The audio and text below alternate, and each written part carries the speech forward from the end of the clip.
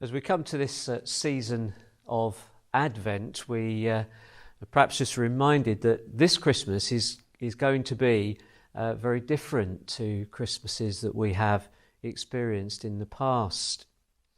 But one thing that we mustn't forget is that this Christmas is the same as any other in the sense that we recognise and celebrate the coming to this world of the Saviour. When I think about Christmas and all the different things involved in it, I'm always brought back to the statement that we read this morning of the angels to the shepherds, because when we think about Christmas, this is the message that we want everyone to hear. You remember that the angels said, "Fear not, do not be afraid, for I bring glad tidings of great joy. For to you this day in the city of David a Saviour is born, and he is Christ the Lord."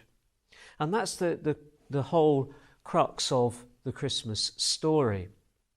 And we've come into this season of Advent. Advent means coming or arrival. And we should be looking forward to Christmas Day and all the things that will be happening there. And when we think about Advent and the preparation, if you like, for Advent, it's easy for us to get caught up in everything else which is going on and all the other preparations, perhaps, that we might be making. As Christians, we need to tell the world that a Saviour is born.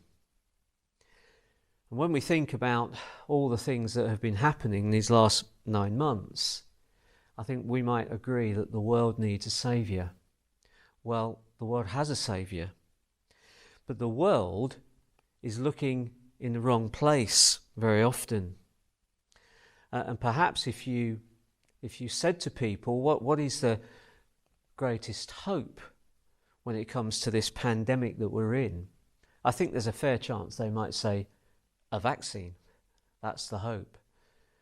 Well, in one sense, perhaps it is, but you know, that's only a temporary thing. The Saviour is with us for eternity.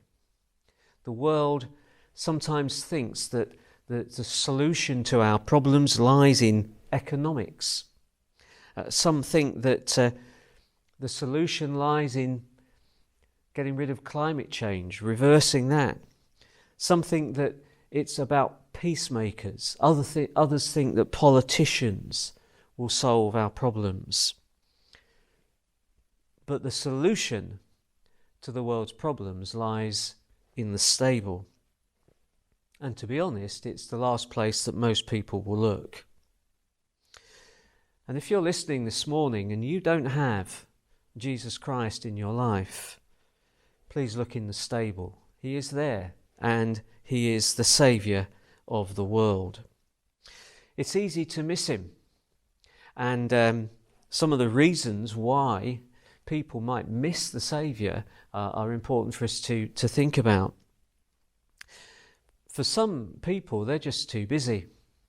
They're too busy to think about the Saviour this Christmas time. Too much going on, too many things to do.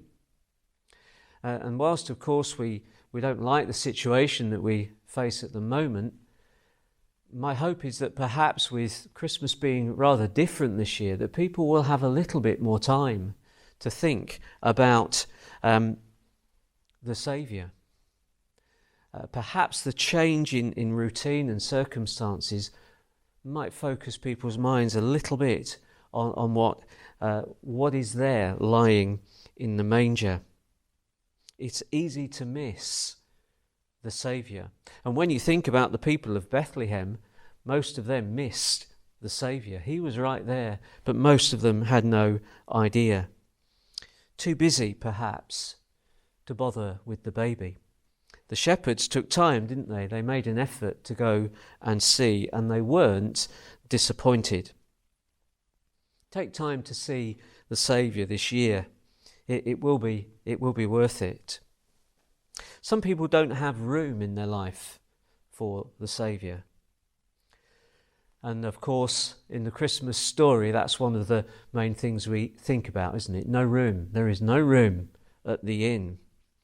Well, the world, it seems to me, doesn't have room for the Saviour.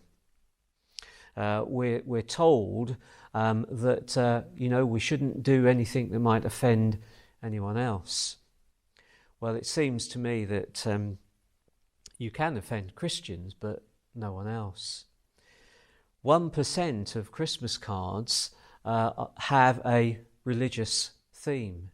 There is no room, it seems, for Christ in most people's Christmas. It's easy to miss the Saviour. And for many people, they don't think that Christmas is about Christ at all. There is no room for the Saviour. They put him in the stable and they leave him there. It's easy to miss the Saviour. People miss the significance of him too. You see, with everything going on, a tiny baby in a manger doesn't seem that significant, does it? It doesn't perhaps seem that important. I remember years ago, and if you're of a certain age like me, you might remember this too. It was the time when John Major was the Prime Minister and Mikhail Gorbachev was in Russia, the president in Russia. And I remember seeing a news item. Gorbachev came over here and he met with John Major, and one of the things that they did was they went to, I think it was a school, something like that, and there was a nativity scene, and the photographers got Mikhail Gorbachev on one side and John Major on the other side of the crib, of the manger, and there was the baby Jesus in the manger. And what really struck me was that these two men were two of the most powerful men in the world at the time, and between them was a tiny baby. It seemed so insignificant, and yet there lying was a picture of the Saviour of the world. These men weren't going to save the world. The Saviour was right there. Don't miss the significance of Christ. And when we think about Advent, we perhaps need to remember a few things about the Saviour. First of all, he is a promised Saviour. He is a promised Saviour. His birth was announced hundreds of years before that day in Bethlehem.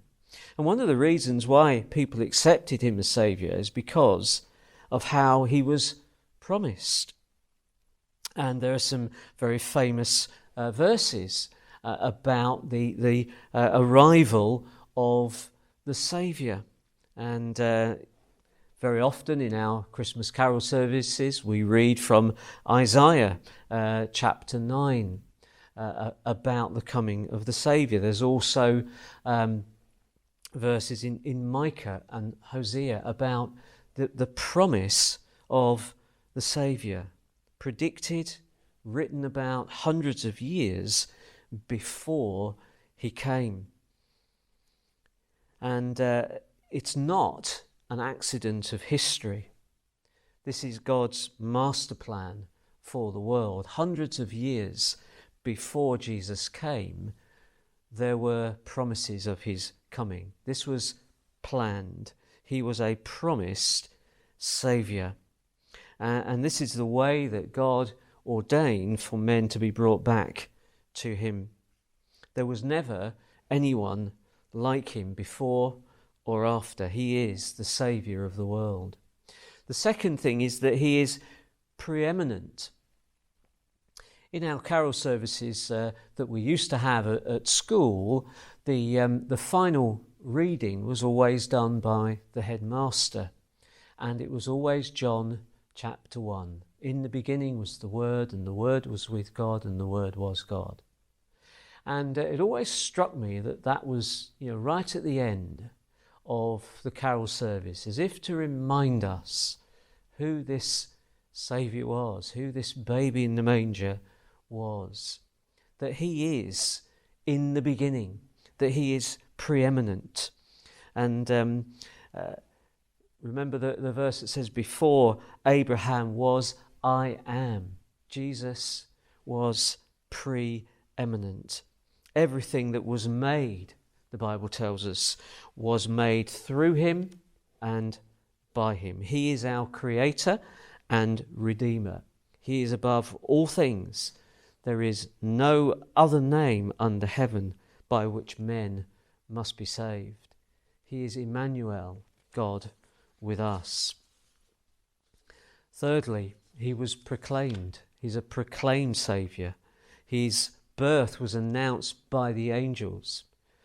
And it's interesting that when the shepherds, we read there in Luke, that when the angels went away, the shepherds didn't say, let us go and see this thing that the angels told us about. They said, let us go and see this thing that the Lord has told us about. They understood the significance of the army of angels. This was the messenger of the Lord himself to proclaim the greatest event in history, the greatest thing that has ever happened, and heaven sent its angels to tell the news. The Bible tells us that the shepherds were terrified, sore afraid, the authorized version says. It certainly convinced them to go and see. And we as Christians and as a church need to proclaim the birth of Christ. We need to tell people to come and see the Saviour. It's what we try and do every Christmas time, isn't it? It's very important, because if we don't tell the world about the Saviour, then maybe they won't see him at all. The shepherds weren't expecting to see a Saviour that night.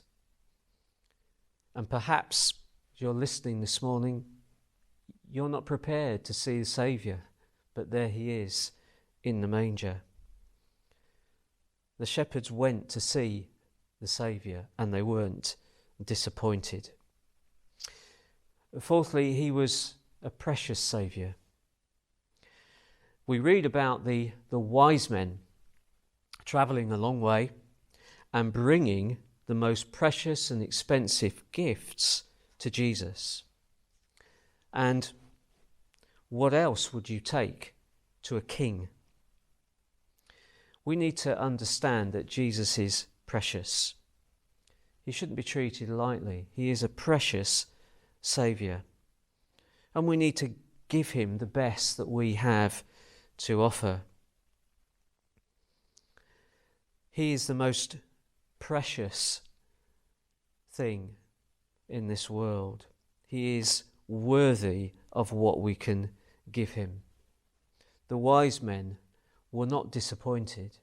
They didn't think, I've wasted all this money on these precious gifts. No, they laid them at his feet because they realised the significance of who he was. They looked beyond the stable and the animals and everything else and saw the most precious thing in the world. And this year we need to look beyond everything else and see the most precious thing that the world has ever seen. And fifthly, he was a personal Saviour. The shepherds weren't wealthy or clever or important. In fact, in those days, shepherds weren't allowed to give evidence in a court of law because they weren't considered to be reliable enough. And yet it was these people that God chose to reveal the Saviour to. Jesus is a personal Saviour. He has come for individuals like you and me, whoever we might be. He is for each one of us. He has come that we might have life, and life in all its fullness. His presence is a personal one for us. Remember that whoever you are, you can meet the Saviour this Christmas. He is available to you personally. And finally, he was a pierced Saviour. We should never forget the fact that Jesus came on earth to die for us. That's why he came. And when we look at the baby, we shouldn't forget that the baby became the pierced Saviour. He came to be the perfect sacrifice for our sin. Christmas without Easter is just a nice story.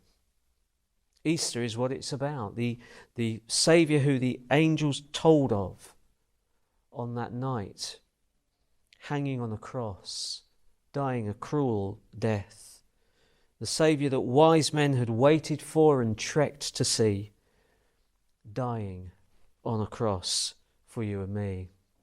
This is what the world needs to know, that the Saviour came that we might be forgiven. I want to just finish with a poem that I think sort of illustrates the point of the fact that Christ came to die for us. The poem's called The Rest of the Story, and with this I will finish.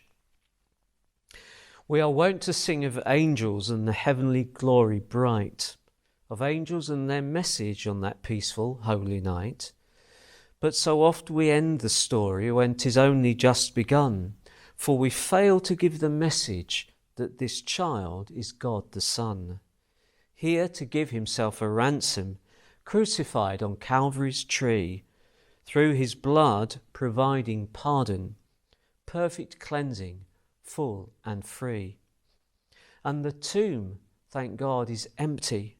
Jesus sits at God's right hand, now a loving, mighty Saviour, spread the news to every land.